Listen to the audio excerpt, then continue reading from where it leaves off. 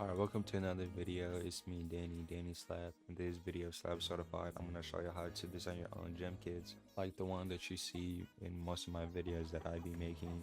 You know what I mean? Danny Slap Go My Drum Kit. I will show you how to import your cover art and your pictures for your like subfolders into FL Studios. I am now going to be showing you how to make the cover art and the pictures for the subfolders. I'm only showing you how to import it and all the other stuff that you can do within FL Studios. So before we continue with the video, I'd prefer downloading how to make gem kits off of my website. It's a zip file or a compressed file with everything that you see on the screen right now. I also mention this because it will be easier for you to follow, not me, my video while you have this. So let's get into it. Pretty much starting off, you'll most likely already have this done. You already have a drum kit with already most of your sounds that you like. I'm just gonna be I'll just copy and paste this just in the sake of this video. But what you would do is go into your drum kit. You would make a folder. It would be the same thing as your drum kit name, the exactly same thing. As you can see, I have it right here. Then you would just import those sounds into that folder, and this is one of the reasons why I wanted you to download the folder off of my website. Going into my drum kit or even this drum kit, you see NFO files. Those NFO files are system information files, but they also do this. I don't know why, don't question it. When you double click it though, it shows, your computer's pretty much information, but you would edit it by right clicking and editing in the notepad. Also, before that, change the name of that NFO file exactly to whatever you're trying to have that NFO file applied to, which is that folder, and I renamed it exactly to that folder. This could be, we could even have it, let's say, another producer slash la drum kit, you know what I mean? Drum kit. I'm making it all this weird stuff like dashes and, you know what I mean, parentheses, just so you could see that, you know what I mean, it works with that too, and how to do it as well, because I know a lot of people will have questions about that. But as you can see, just copy and paste that. Now that NFO folder, yes, you don't do that, but right click, edit in a notepad. So now you have this. So whatever actually is, let's go refresh this, go into this, you see, made a little tutorial folder. Let's go back into that NFO folder. So as you can see, a bunch of text. You see color, icon index, height, sort group, and etc. So let's start off with the color. The color is obvious, the color of the drum kit or the folders that you have inside FL Studios. So as you can see, I have it as this, and this applies to yellow in FL Studios. So let's change it together. So I would prefer using a stock FL Studio color index or color dex. Let's take like blue. Let's take blue, right? Let's make it this blue. You would click this, you would copy and go just exit out of that real quick. You come back, you would paste it, you would delete the hashtag because you don't need the hashtag, and they use dollar signs. Something I didn't mention also, when you change the color, you see where it says RRGGBB value, that's red, green, blue. Now that we know that it's red, green, blue, so red, green, blue, and then for this to work, for this to be blue, we have to take blue and switch it with red. So we would copy the last two for the first two. Remember the first two, which is 4E, and then 4E, switch it with the last two. You would save this, and I see now it would change. Since this NFO file is above all the other ones, it would change everything to the same, what's applied to this. If you want to change everything to separately, you would have to go to each one and then change it separately, but I'll show it to you later. But as you can see, we did that. If we didn't do that, so B4, right, B4, that's this what it would be if we didn't change it. Still looks kind of cool, but not what we wanted. Moving on is the icon index, and the icon index, so for this one I have A84, that's why I have it set it to, and that is the crown. And if you go to my drum kit, if you have it, I have it as this I think you could just like studio button, whatever. And then for the hat, I have the hi-hat and then kick. And then for the presets, I have the mixer, like little icon, etc, etc. Where you could find those, obviously the internet, you know what I mean. I had trouble finding them though, but I did end up finding this PDF with a bunch of icon indexes and the actual labeling, you know what I mean, the number that would have, you know what I mean, you would have to put for this to pop up. So as I said, all this would be on the website that you can get for free. That's why I also mentioned it, to get it beforehand, before, you know what I mean, watching this video, so you could do this while you're watching it. Something I didn't mention is also this color hex. This is mostly correct, just they might be a little bit darkish, I'm pretty sure, last time I checked, but all of them work. And moving on, oh yeah, let's just change the symbol real quick, just, you know what I mean, let's do 3919. Let's see if that works. So it was 3919, right? Let's see if it changes to the, and see, it does. So moving on, what do we have next is height.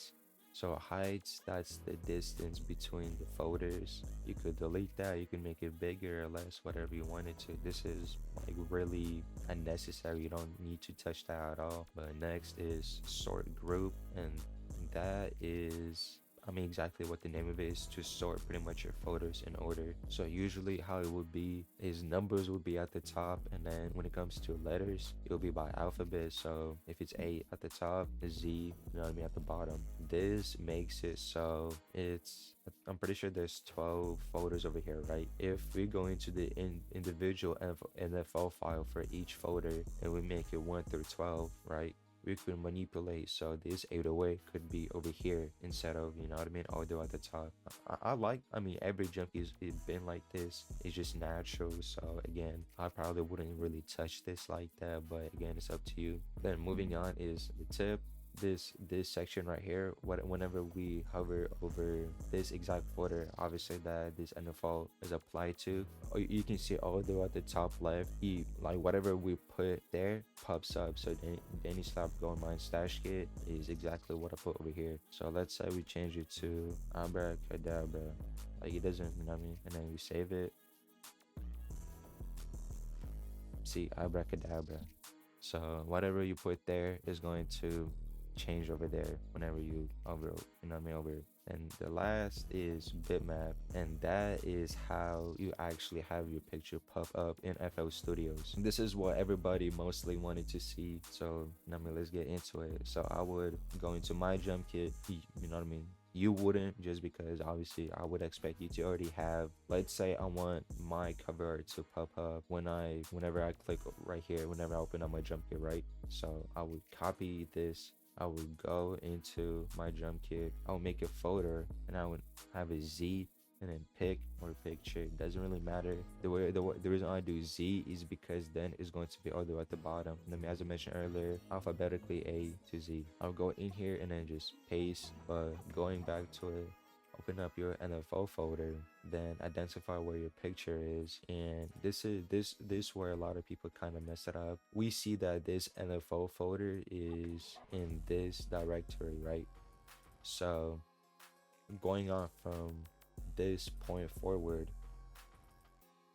we go until we reach that jump kit. We would copy then everything going up to where that NFO folder is, right? So no, it's right here. We would copy everything up to that NFO folder, and then we would paste it right here. Then I would just click save, and then okay, it didn't work. I think I put an extra directory, that's why. See, so the NFO folder it's in this folder, but since the NFO folder is not right here, you know what I mean, and I set the directory to over here, nothing shows up, obviously, you know what I mean, because there's not NFO folder, there's nothing. So I would have to delete this, and that makes it that this then goes here, which does have an NFO folder, which now has a directory to go to, right? So now when I save, there you go, now the picture that you or I chose pops up. Mine is 750 by 750. That's something I also didn't mention. Originally, my drum kit is made in 2000 by 2000 pixels, but I ended up compressing it to 750 by 750, and so this is how big it is in FL Studios. You could make it smaller to 500 by 500, but you know what I mean, it's up to you, as I said. So this is 750 by 750. This is 500 by 250, I'm pretty sure, something around there. So I liked my Drumkit to be a little bit bigger just because I like to see. I just don't like how small this is, in my opinion. Also, I have dimensions and everything in the in the text files that came with the stuff that you download on my Drumkit. I'll actually show it to you right now. When you open this text file over here, there's another tutorial. If you don't really want to see, not me, the video that you're watching currently, there's a step-by-step also over here. That's it, really. There's really nothing else to cover. Whenever you apply the NFO files, make sure, as I said, it's the same exact name as the folder you're trying to apply the NFO to. Let's, for example, do the same thing to 808 real quick. I would take the 808 picture, put it into the picture folder, and then I would take just any NFO. I could even go back to this one that's we're already using. Just paste it here, rename it to 808, and now don't save. Now let's open it. Oh yeah, don't do that. Let's open it, and then let's refresh this real quick. Let's go back into it, and then let's change the color. Let's make it, let's make it green. We would copy this, go back, paste it, delete the hashtag, copy the last two, change it for the first two, but memorize the first two, change the last two for the first two. Oops, I'm still here, and then see, boom, green. So that worked. Then icon index, let's go back into this, go into symbols. Let's put it to let's do -47. Let's see if that works. So -47, save, and it does. See, so that worked. Then, as I said, that don't really matter, but let's just change it to 5 real quick. See, it made it a shorten. As I said, it changes the distance between the folders. Then sort group. Oh yeah, because all the other ones don't have no NFO files, so that doesn't really affect it. That's why. So that doesn't really, do anything. Let's change the tip. So it says abracadabra at the top left. Let's change it to you suck if you click this, and then refreshing it, and then see, although at the top left, you suck if you click this. So as you can see, it's not super difficult when you get a hang of it. And then, oh yeah, for the picture, this might be a little bit confusing for the people, since this NFO file is in the actual directory where all the other sounds are. Where more folders are. Going into the picture, and then only do the picture and the la la la. You'll go to the picture, so you will just delete this pretty much. And then if you change it to 808, it should work. There you go. Hopefully you understood it. Again, everything that I showed to you is going to be down in the description below on my website. And all the hex code, all the color hex codes, the symbols, the Drumkit templates, even my Drumkit template with all the NFO files, everything's going to be down in the description below. So use that to your advantage. And yeah, thank you for watching. Hopefully you liked it, and then see you in the next video.